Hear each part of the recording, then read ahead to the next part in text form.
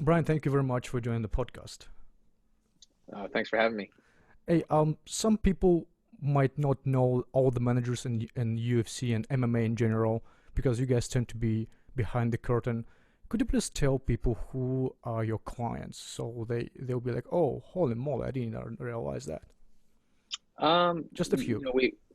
We've some of our notable clients will probably be like Weili Zheng, the new Chinese champion, Rose Namajunas, Douglas Lima, who's the now the champion at Bellator again, Paul Felder, Felice Herrig, Carla Esparza, Germaine de Randamie.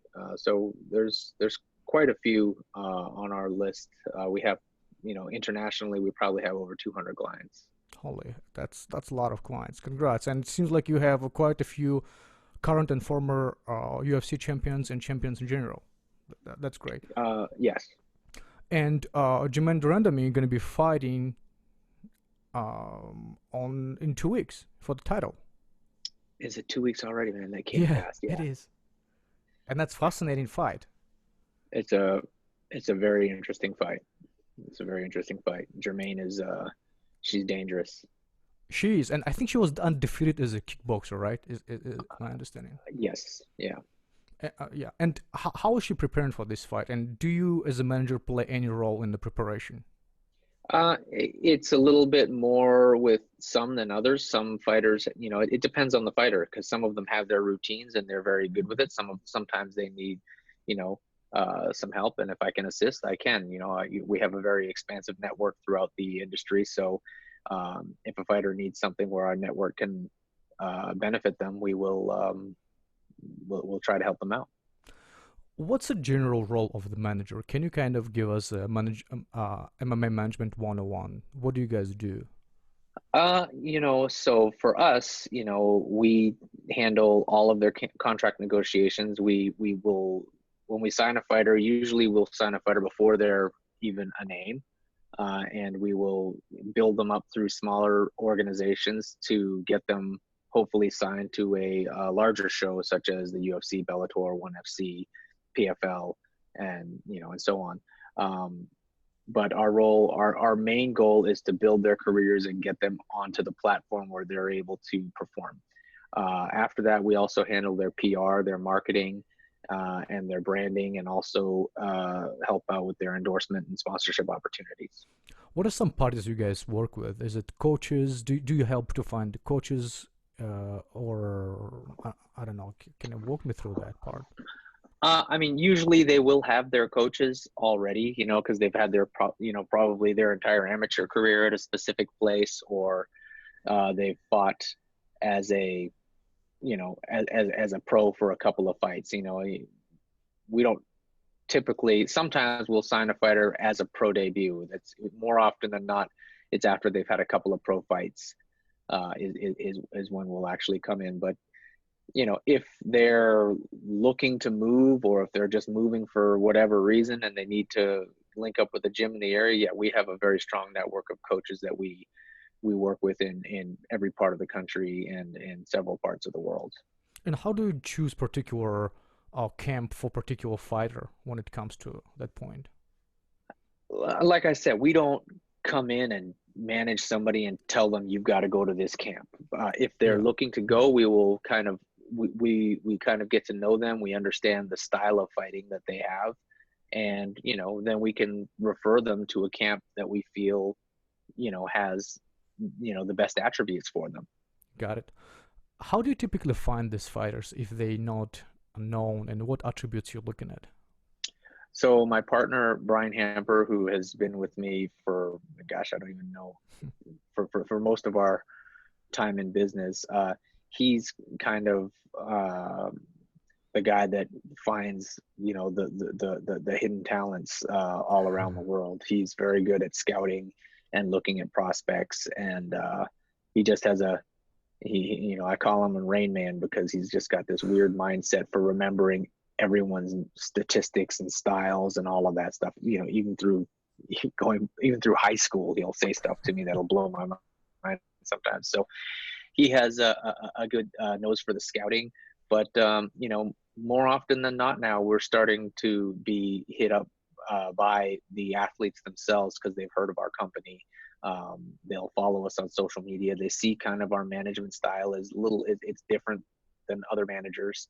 We're very personal with our clients. And if you follow us on social media, you can kind of see that. And we'll get a lot of emails and messages from fighters saying that they would like us to manage them, and we kind of go through those as well. And what happens then? They send you email and they attach maybe the video how they fought, or what's the they'll step? send us the pertinent information that goes with them, such as their weight class, their amateur record, their professional record, their SureDog link, their Tapology link, maybe a highlight reel and a couple of their more recent fights. And we'll look at it and base our decisions off of that. And we have quite a long list of people that kind of send us information every week. So we're not looking for numbers. We're not looking to just sign anyone. So we're looking for people that are looking to make a career out of this, and then also have good character. There have been fighters that that we have come across in the past that we just knew the personality wouldn't fit our company culture. So we like to pride ourselves on managing good people, not just good fighters. So it's like a Jerry Maguire type of management, right? People have said that. I don't. That's not something that I try to, base it off of. It's just how we are. Understand. And when it comes to international fighters like Wei Li, like Germaine de Randamie, was it the similar story? They pretty much send you email from all the way from there, and no. So each one of them was very different. Germaine came to us because we were working with Marco van den Broek out in Holland. He used to coach one of my earlier clients, Amir Sadala, and like everything in this business is networking and getting to know people. And we got to know Marco very well. Marco and his team, we became very good friends. And I met Germaine, at an event, and Marco was in her corner, and we sat down and we hit it off. Germaine has a very, very good energy, and and she, we knew of each other, but when we first met face to face, I think we, got to the point where we realized that she's going to climb pretty far in this business, and she's going to need, real management behind her. And, she trusted me, and I take that very heavy. That's a big deal for us when a client wants to trust us for handling their career. So that's how we met Germaine, was through our network, through Marco van den Broek. Did you have any manager prior to that, or you were the first? I don't think she did. I think she was just kind of going along, like fighting as things came. I could be wrong. It's been quite some time now. But that's the other thing. Like I will not go after a fighter if they have a manager. This game is a pretty shady business as it is, and I have a lot of managers that I'm very good friends with, and I have not a lot of managers. There's a few managers that I don't care for at all. Those are usually the ones that are trying, that make a living trying to poach. We call it poaching fighters, and they just try to go after fighters and tell them that they're gonna promise them things that we can't do or something like that, and try to steal fighters, not just from me but from other managers as well. They just make I call them ambulance chasers. They're like lawyers, like chasing after ambulances, trying to do lawsuits on anyone for anything. So we even though that happens to me, it's something that I stay away from, because I believe that that energy will follow you, and I feel like that is just some karma that I don't want to have a part with. So if a fighter has a manager, they have a manager, and I think that fighter should stay loyal to that manager, unless they just have a complete disagreement with that manager, do not like them, or the manager isn't doing their job, and then they can get themselves out of their agreement with their manager, and if they want to call and talk to me at that point, then we can talk. But I'm not going to actively solicit a fighter that's under another management contract. So what do typically managers offer the fighters? I mean, my understanding is it's a cut of whatever gig you guys bring to them, and what else is there? So I'm trying to understand two things. First of all, what's your responsibility towards the fighter, and what do other managers offer in order to win it from you? It's strange. I don't really want to talk about what other managers do because that'll open up a can of worms, and Okay, yeah, I really understand. struggle to not slide down that slippery slope. And if I do, I'll just start. It's a, you know, But it's primarily uh, they offer more money, I guess. That's the thing, or like title or they whatever, right? they will offer they will tell them things that, I mean, okay, so where are we going? Managers are supposed to look for as many opportunities to make money for their clients as possible, whether it be Mm-hmm. through fight contracts and fight opportunities, or sponsorships and endorsements, or appearances. Um, what other managers, what some of the shadier managers will do is they will talk to a fighter who's probably a bit naive, and sell them something that just isn't true. And it's happened more often than not. And these, if you've been around the industry, you probably know exactly the people that I'm talking about. But if not, I just don't want to speak on it. Yeah, But yeah. Let's not get, let's not get there yet. That's not. Yeah. Typically, when you speak to these potential clients for the first time and they're not famous, right? You said you develop them through smaller promotions. Is it like strategic? well, I feel that when you build a client from the early stages of their career, like, let's just face it, there's no money in it for any of us at that point. So I Hmm. feel Yeah. like that's where a lot of the relationship, for me, and our management style, it's about building relationships with the fighters. And, we have a very good track record of doing that. And I think that when we're in the trenches with the fighter at the early stages of their career, where there's really no money in it for us and there's not a lot of money in it for them, that's where our trust and our loyalty is actually built. We as a company, we're very fortunate now that we've built it to a point where we can,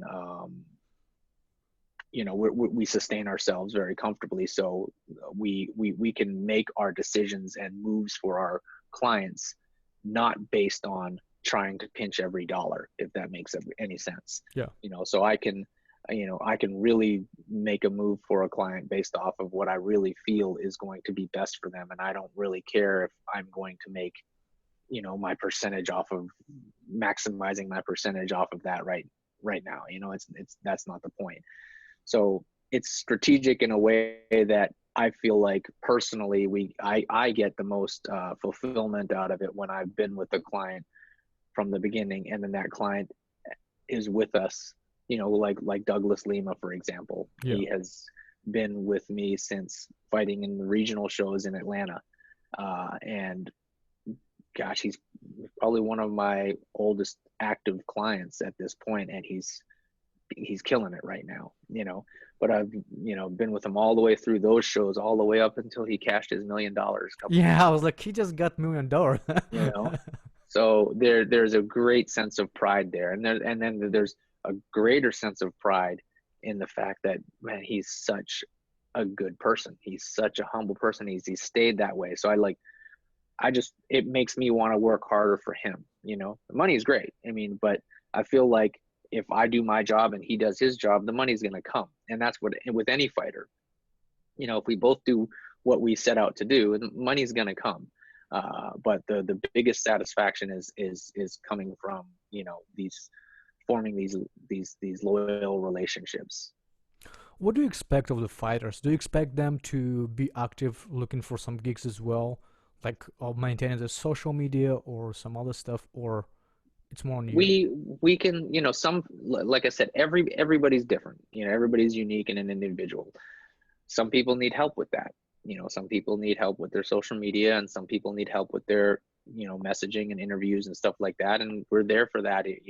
I have a background in marketing, so that kind of comes naturally to us, so we can help guide them there. But some fighters are actually very good on their own with that, and you don't need to coach them as much. So if it's needed, we're there to help them. And if we see something that pops on our radar where we're like, hey, you might not want to say that, or let's tone this back, so we will definitely have the conversation with them and tell them. But again, at the end of the day, they're their own person, and they can do what they want. They don't have to listen to us.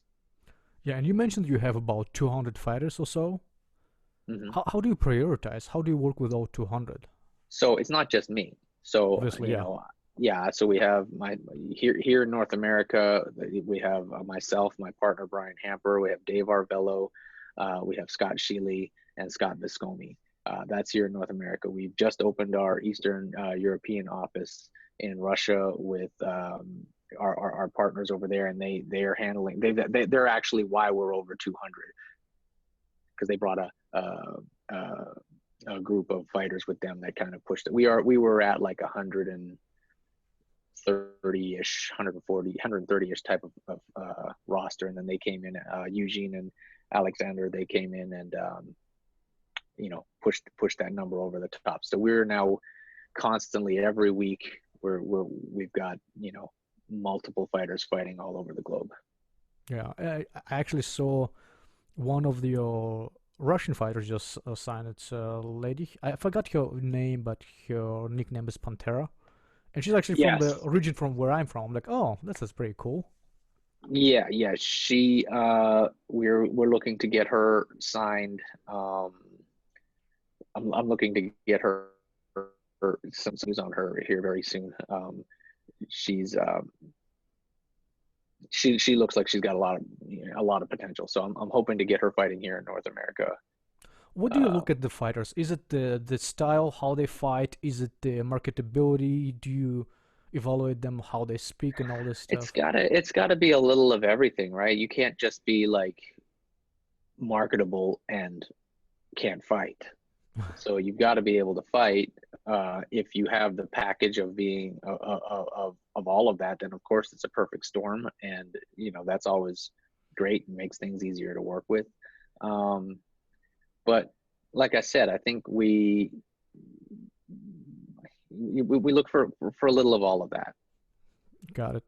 Can we just spend a few minutes talking about some of the clients you have? Like it's Rose, Paul, Douglas, Wei Li. I'm just curious how you first met them and how you evaluated them from your first sight. Like let's say Rose, for example. Rose. So Rose, I have worked with since she was well, I've known her since she was an amateur fighter, and then we debuted her into Invicta. So way back when she turned pro and went into Invicta, and then she went into the Tough House, and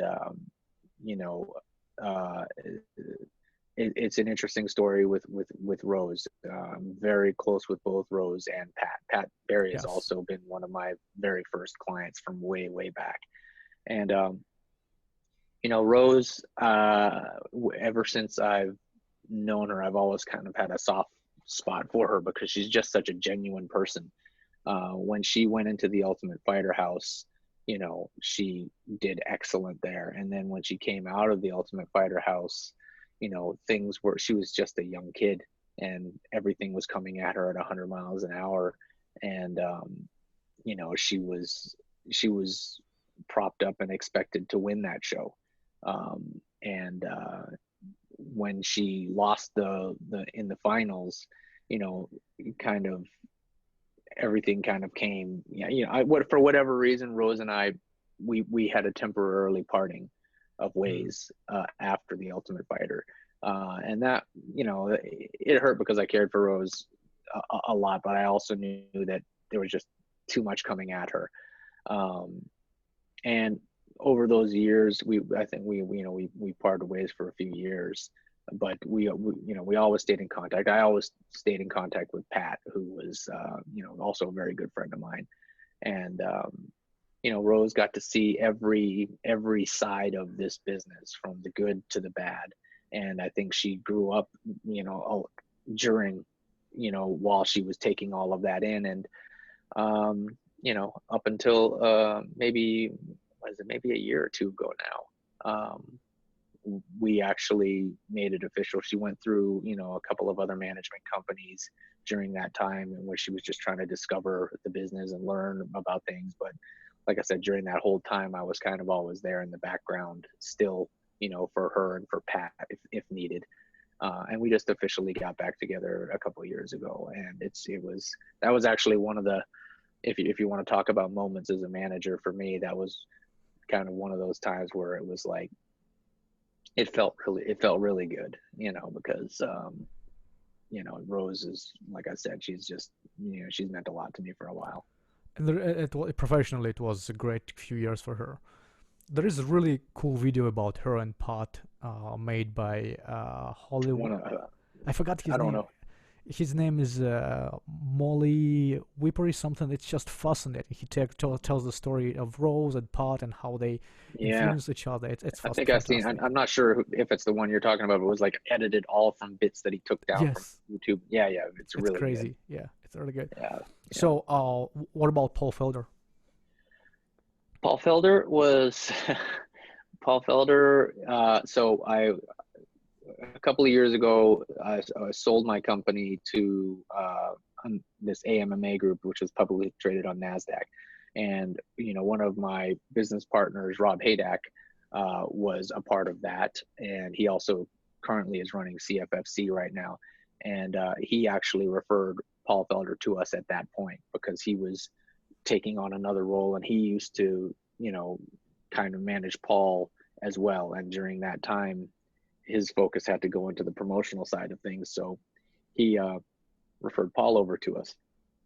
And it was interesting. Paul and I are very close now. You know, at first I didn't know who Paul was. It took me a while to kind of figure out his personality. Once I figured out his personality, it's just, he's just the funniest guy, man. I could screenshot so many things and post them about him and people would just crack up because he's just an idiot. But he owns, like, we just jive well off of each other. He's actually on his way to New Zealand right now. He just hopped on an airplane to do the press conference over there for his main event fight coming up.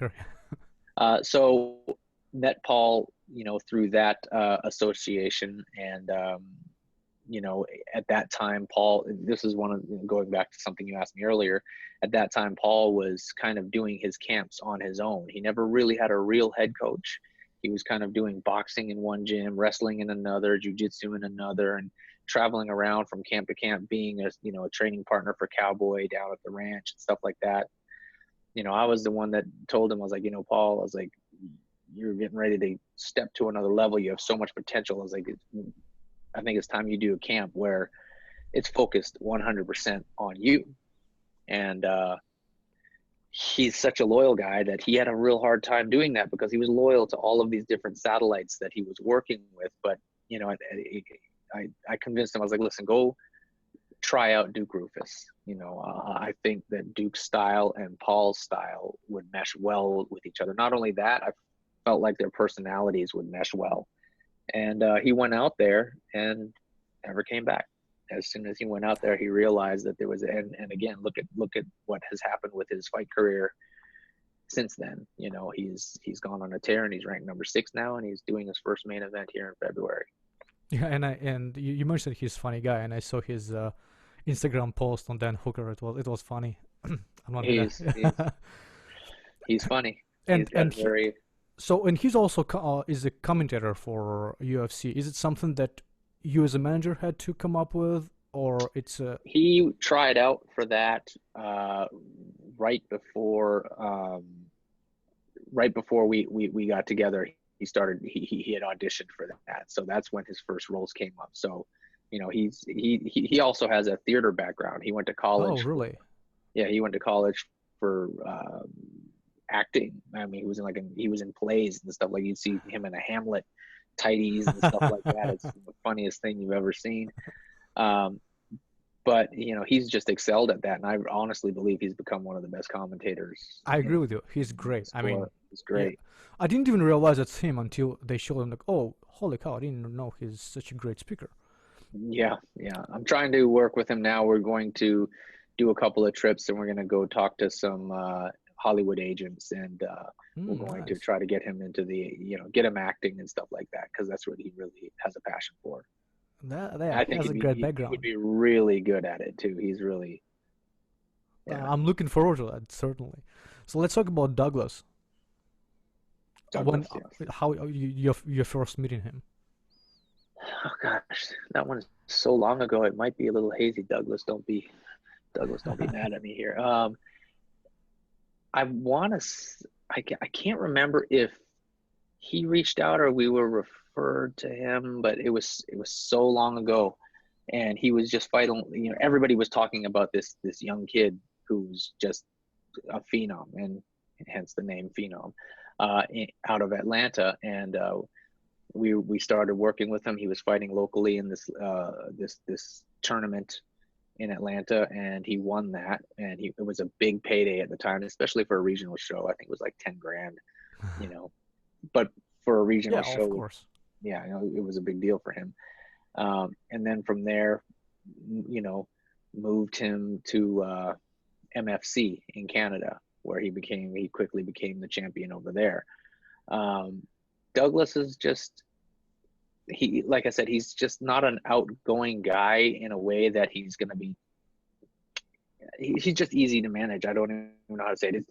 It's taken me a long time to really get to know him, and I don't know when I turn the corner of actually really getting to know him. It just feels like I've known him forever, if that makes any sense. Yeah. But and then that's just because his personality is so humble. Yeah, like I said, a lot of fighters they'll want me to come to their shows. They'll need me for that. He's just not that way. So, but now we have this kind of ongoing joke where he's like, "Oh, maybe you'll make it out to one of my fights," And even Bellator, even the guys at Bellator are giving me crap about it. They're like, "Oh, Butler showed up to a Bellator. Oh, it's because he's about to make $1 million. Oh, like it's like, no, it's like Douglas is so self-sufficient that he's never really like, he's just not needy. It's not that fighters are needy, but he's just self-sufficient. And every time I've wanted to go to a fight for him, like when he was scheduled after I was committed to go to somewhere else. Like I think him and Rose fought on the same weekend when Rose was in Brazil fighting Andrade. Yeah. And I had already committed to being with Rose in Brazil, and Douglas got booked shortly after that. And I'm like, oh my God, like I'm never going to make it to a Douglas Lima fight, but that's a joke, but I've been to several of his fights, not as many as I would have liked to.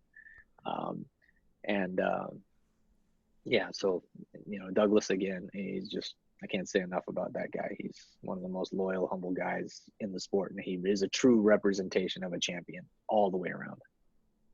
And let's also talk about Wei Li, because she's champion and there are a lot going on. And if you could tell a little story about her, it'd be good. So with her, Scott Sheely, who is with us as well, he kind of created the introduction there with her. Myself being half Chinese, I was born in Hong Kong. It was kind of easy for me to kind of relate to the cultural differences there. And Wei Li did not want to, she actually didn't even want to come to the UFC at first. She wasn't like dying to get in the UFC, because I know the UFC had tried to get her several times before she was with us. And she was just, content being a martial artist and fighting in shows over in China. And as I got to know her and went to the first fight with her, their circle of people are just some of the best people I've ever met. So I was born in Hong Kong, but I'd never been to mainland China. My very first trip to mainland China could not have been a better experience for me, and not only me, the people that I was with at that event.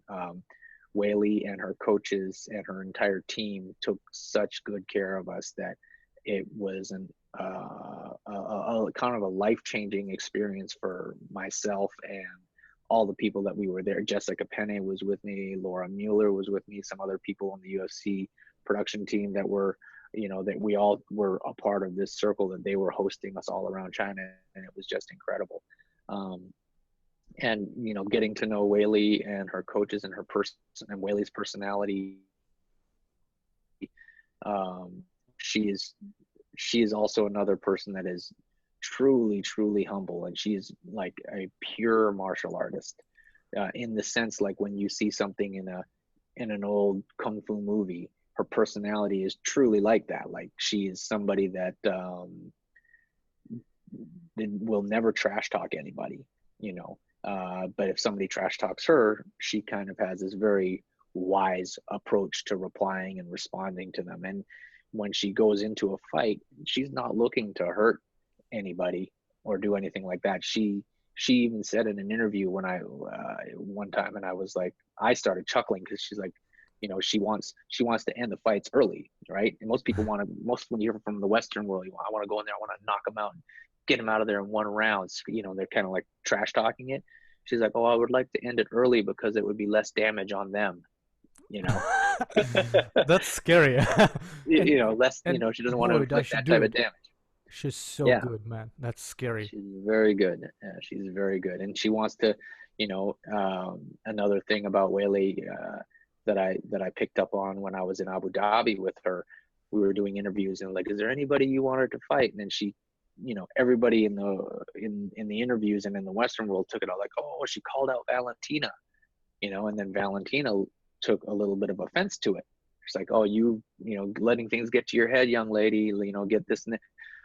And Wei Li was like a little bit shocked. She's like, I didn't mean it. She's like, I meant that she's a master of her division, I'm a master of my division, and I would love to test our skills against each other. She really meant it with the utmost respect. And Valentina didn't take it that way, and the media kind of put it out like, oh, Willie talked, obviously, yeah. But the truth of the matter is, she just looks at it like, have you ever seen the movie Ip Man? Yes, I did. So when the two masters get together and they're drinking tea and they want to like talk about how they want to test their skills, but they get into a fight, and then the kid would come in the room and they would stop, and they didn't want to break the furniture, that's kind of how Wei Li's personality is, like master versus master. Let's see how our games play, So she really has that, that sense of martial arts about her, and she doesn't have like a lot of fear and anxiety when she goes into a fight, because to her it's really, her game, her skills, her being a master, testing it against somebody else's, and she considers everybody in the UFC to be a master of sorts. Yeah, I saw some not the rumors, but some articles that she was originally thinking, not she, but everyone wanted to go to fight Joanna, but then she mentioned that she might fight Rose, and through some names. Is that something you guys are working on, or what's the? So she, and that was another thing that kind of got twisted in the media when they interviewed her and asked her, about that. She said she wanted to fight, the very best people, in the world. And they said, I guess rumors of Joanna was coming up, and she just said, I'll fight Joanna. She's like, but the truth is, I don't think Joanna is the best. She's like, yeah, all out of all respect, she thinks that Rose is the best martial artist in the UFC in her division. So she was saying that, I would love to test myself against Rose. It would be an honor. And it was a very respectful way of saying, I believe Rose is the best. It wasn't saying like, no, I want to fight Rose, or I want to beat Rose, or this and that. Or it wasn't saying, no, I don't want to fight Joanna, she's not good enough. Mm-hmm. The question was, who did you want to fight? And her answer was, I wanted to fight the best. In my opinion, Rose is the best. So, but if the UFC wants me to fight Joanna is a very good fighter, and, I will test my skills against her. And for you as a manager of both Rose and Wei Li, how do you deal with the situation when they actually have to fight for the title, eventually at least? Oh, man. There's no handbook for that. I don't know. That's going to be a tough one, I can't, I'm not going to not let the fight happen, because they're both they are there best in the world, and you it's like the analogy that I give to my fighters is that if we as a company are building you up through the regional shows and the smaller shows, we will never put a prospect against a prospect, because I'm not going to be responsible for setting someone back while pushing someone forward. But if you guys make it to the big show, the big spotlight, you might, and you're not on the same fight team. Like, obviously a Rufus Sport guy is not going to fight a Rufus Sport guy no matter what. But if you get to the UFC, Bellator, or ONE or PFL, and you're not on the same fight team, you might have to face each other. And the analogy I use is, in the NFL, the Redskins have to play the Cowboys, and there are probably people on those teams that are friends with each other. But you're at the highest level, you're going to have to play each other. If Rose and Weili get to a point where they have to face each other, they're not on the same fight team. And it's up to them. If they want to do it, then I've got to sit back. But it's just, for me personally, it'll be a tough one, because I'm very close with Rose, and I'm also very close with Weili. I'm not even sure I'll probably just stay home. One thing I saw Ariel Helwani's tweet that Carla Esparza was the first strawweight champion. Then she lost to Joanna, who used to be your client, right? Yes. Then she lost to Rose, who's your client. Then Andrade took over, and Andrade used to be a client. And that's correct. And now Wei Li is the champion. So it seems like you have a really good eye for that division. You can pick the champion, right? Is it like, how do you do it, man? We listen, like I said, my partner is very good at scouting people. We've also had good, a lot of good fortune to be introduced and networked and clicked with a lot of good people. Carla Esparza is, the very first champion in the division, and she's also one of my older client, like first generation type of clients. And I don't know, we've been fortunate to have worked, with pretty much every single champion that there's been in the strawweight division at one point or another. It doesn't mean that, we're not working with some of them now, and there's reasons for that. But like I'm on good terms with with Joanna. I'm on good terms with Jessica. I had a situation with Jessica where I had other partners at the time before we sold our company, and we had to go separate ways before we had the selling of the company. So Jessica ended up going with them, and they're good people, and they take care of her. So can't really complain there. Got it. So I want to now learn a little bit more about Brian, you as a person. So you mentioned that you were born in Hong Kong, right? Can you walk me through? So how was that place back then? Like, tell me a little bit about your childhood. How was Hong Kong back then? Yeah, it was still under Britain, right? Yeah, it was still under British control back then. I used to actually have a strong British accent, and I spoke Cantonese fluently, so it was pretty strange. But it's a very, for me, I was born in Hong Kong. I lived there until I was 6 years old, and then I moved to Canada with my mom, and I went back to Hong Kong and spent my entire summers in Hong Kong all the way up until I was like 18 years old. So Hong Kong is a very place that's very dear to me. It's very nostalgic. I just got to actually go back there for the first time just a few months ago after Weili won the belt, and it's changed a lot. It's Hong Kong for me. One, like the movie that have you seen the movie The Dragon? The story of Bruce Lee. It's not really Bruce Lee. It's starring I think what's his name, Brandon Scott Lee or something like that. That movie depicts Hong Kong very, very accurately from what I remember. When I watched that movie, it's a very nostalgic a nostalgic experience, because my dad was also a martial artist, and lifelong martial artist. He taught me and my brothers martial arts. He trained. I actually was trained under Ip Man, and Oh, really? yeah, Wow. yeah. And my mom and dad were, at the time, there wasn't a lot of interracial marriages in Hong Kong at the time. There was only the only other one that I could tell you was Bruce and Linda.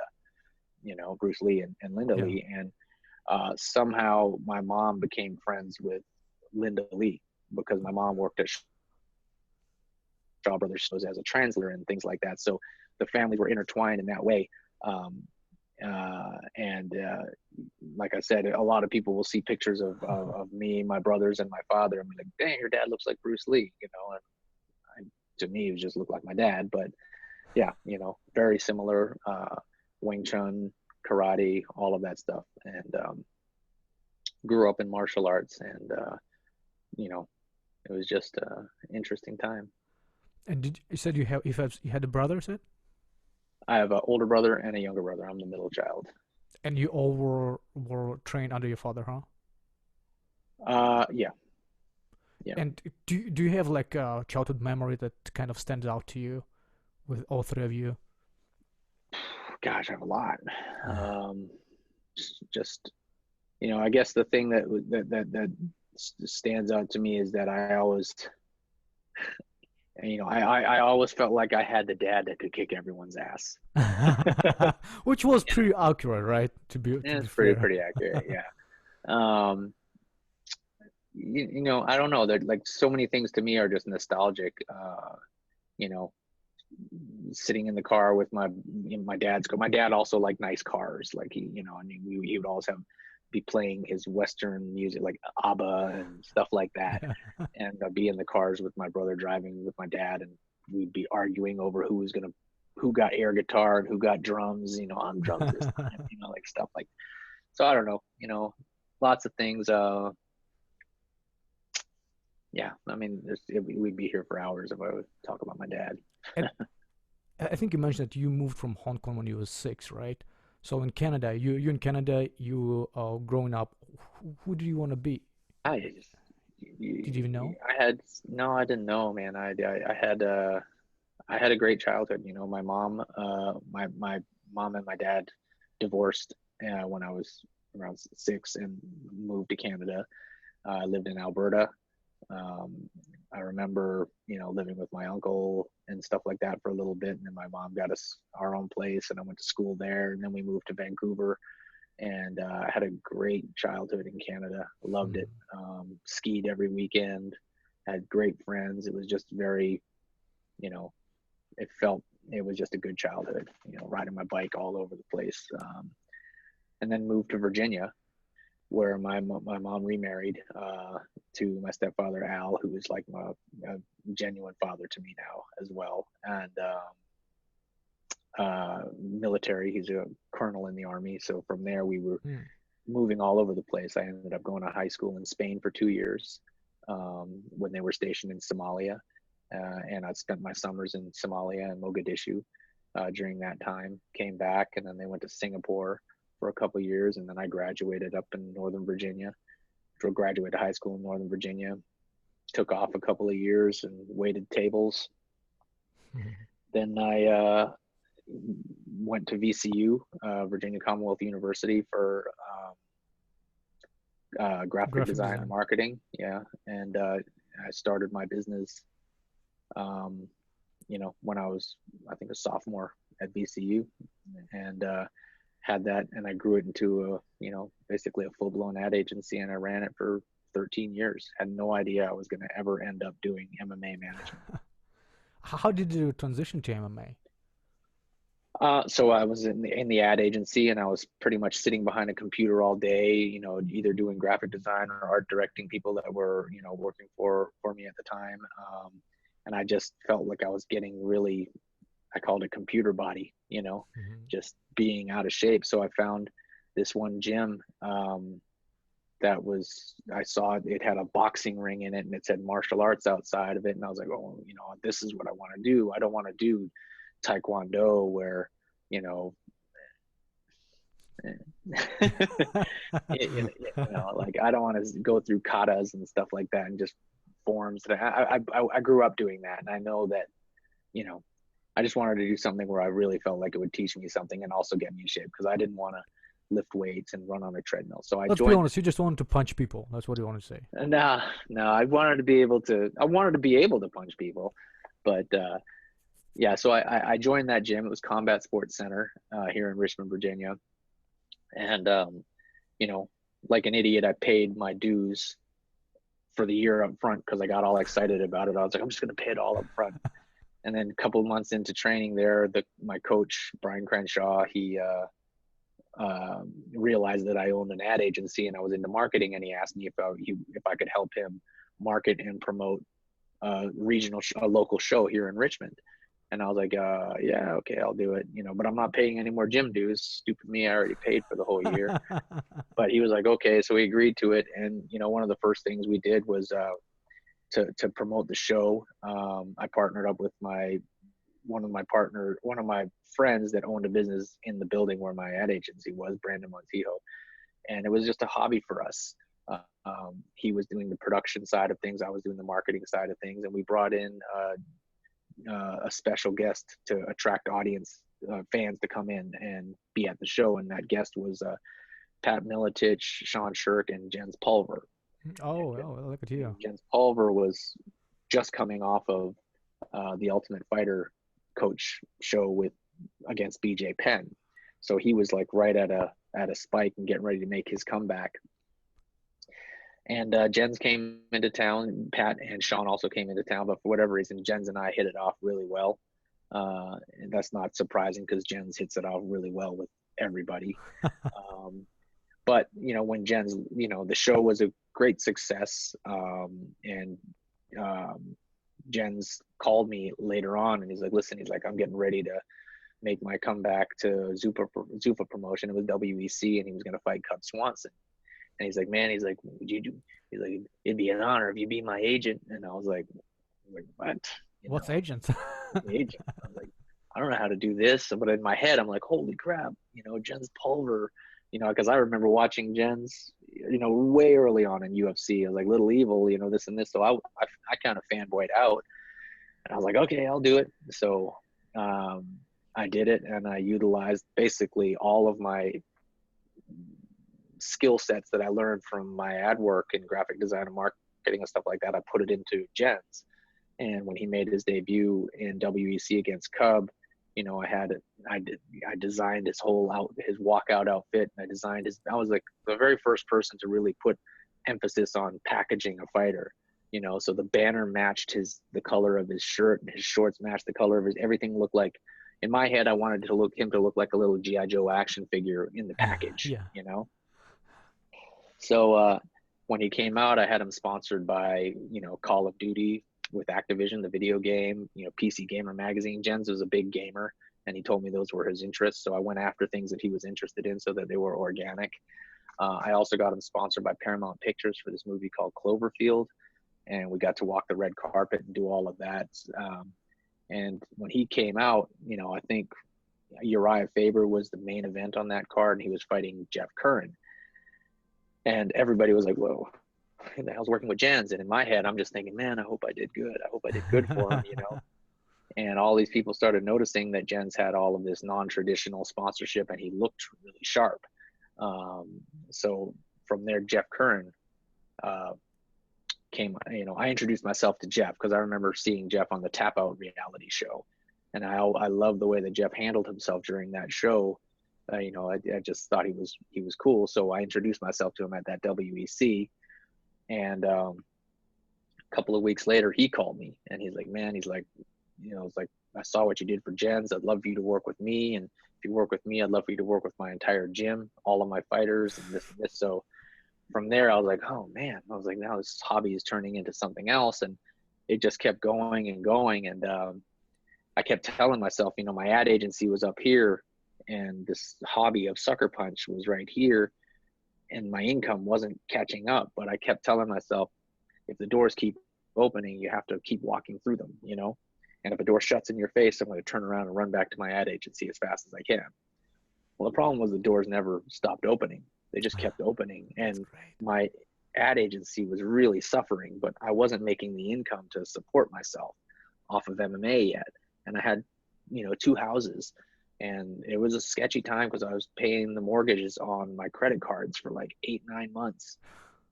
And it was really, really a hectic time. And I don't recall when I turned the corner on it, but I just remember one month the bills were paid. And then the next month the bills were paid. And I was like, I'm not saying anything, and then the month after that they were paid. And it just kept growing and growing. And, actually one more caveat to that is Jens and I also parted ways, after I think his second or third fight in WEC. I don't, whatever. We ended up and not talking for years. And at that point, Jeff Kern and I had become very good friends. And I felt so hurt personally that Jens and I kind of had a falling out, that I was like, I'm done with this business. Screw this. I was like, I thought MMA was going to be martial arts and it was going to be respectful. It's like, I'm just done with this. So, but Jeff Kern was the one. So Jens Pulver got me into this business. Jeff Kern kept me in the business. So Jeff was the one's like, don't leave. He's like, we really need something like you and this and this. So kept growing from there. And then a couple years later, Jens and I had reconciliation, and now Jens is also one of my best friends, and he's just pretty much family. He's probably the biggest advocate for SuckerPunch that there is. Life is perfect now. Yeah, can't complain, man. Very blessed. You've guys grown considerably since then. Is it primarily this inbound calls, or you said that a door kept opening? How much of it is this inbound things? Well, I don't know. Like for me, when I was way back then, I felt like MMA was. And I've said it before. I felt like I was on the ground floor of AOL. Like I was the janitor at AOL who had got a little bit of stock in AOL, and when AOL blew up, that janitor is now a millionaire. So I felt like I was like on the very ground level of something that I knew was going to be big. And I felt like I knew I could operate in this space. Like I could use all of my talents to really operate well in this space. And it did. I mean, like I'm glad I stuck with it, because like a few years later, I decided to actually shut the door on my ad agency, and I slowly went, had to start letting employees go and stuff like that. But I was so passionate and so adamant that I knew that MMA was going to get bigger, that I just stayed with it, and I shut the doors on the ad agency. And there was a point where it was just me and this empty office downtown. And I would go down like once a month to check the mail, and I'm like, why am I still paying on this space? It's just a waste. And it was expensive. And I guess it was because I was scared to cut the umbilical cord and just be like, okay, I'm doing SuckerPunch full time now. Finally I did it, and we haven't looked back. So here we are 13 years later now, into SuckerPunch. That's congrats. It's like one of those stories where you pursue your passion and you're doing pretty well. Congrats on that. I was passionate about my ad agency too, though. So I've been fortunate that all of the businesses that I've owned, I've been passionate about. And I think that says a lot as to, why they're successful, I guess.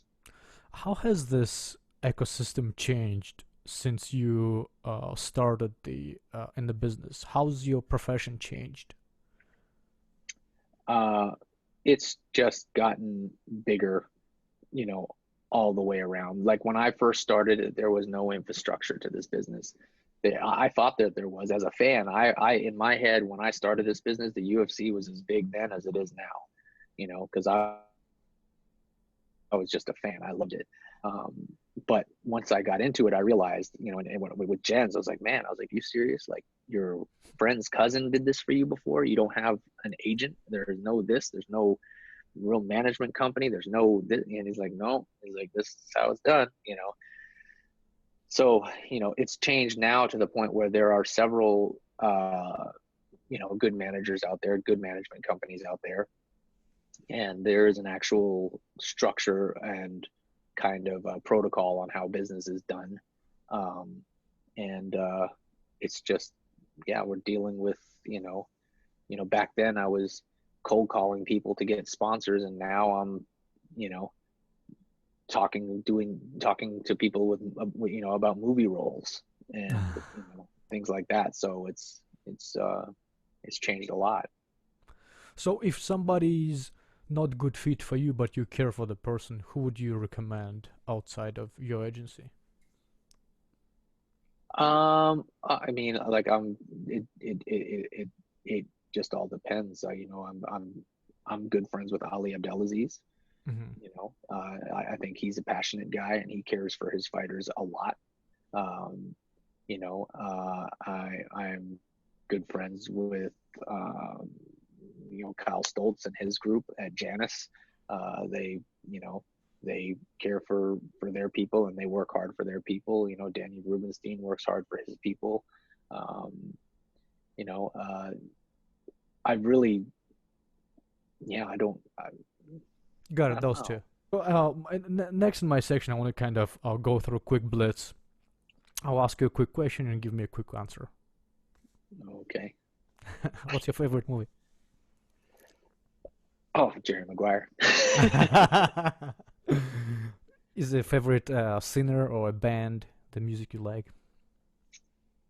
Oh man, I'm so eclectic with my music. I don't have a favorite. I like a lot of weird things.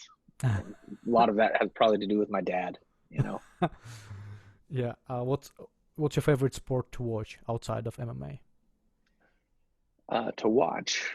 I like to watch, I can watch soccer. Mm. I'm not a big football fan. What's your favorite place in the world?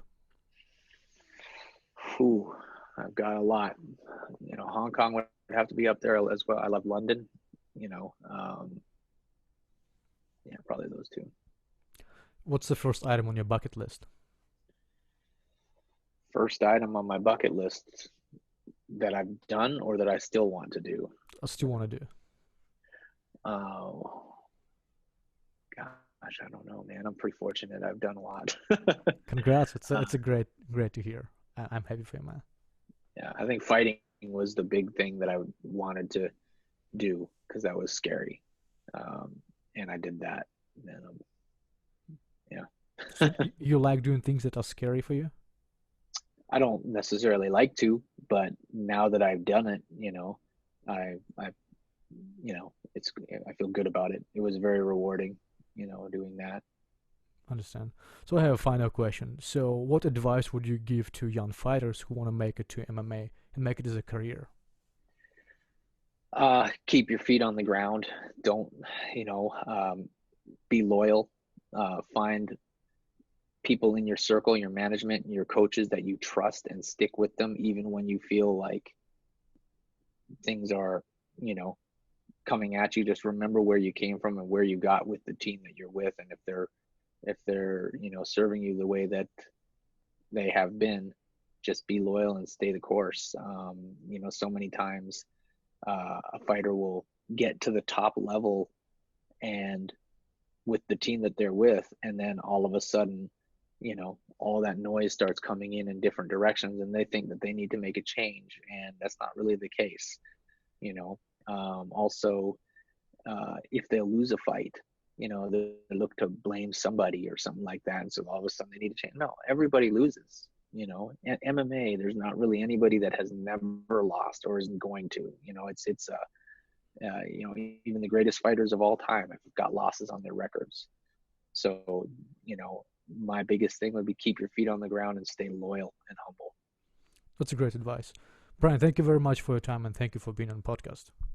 No problem, man. Thank you.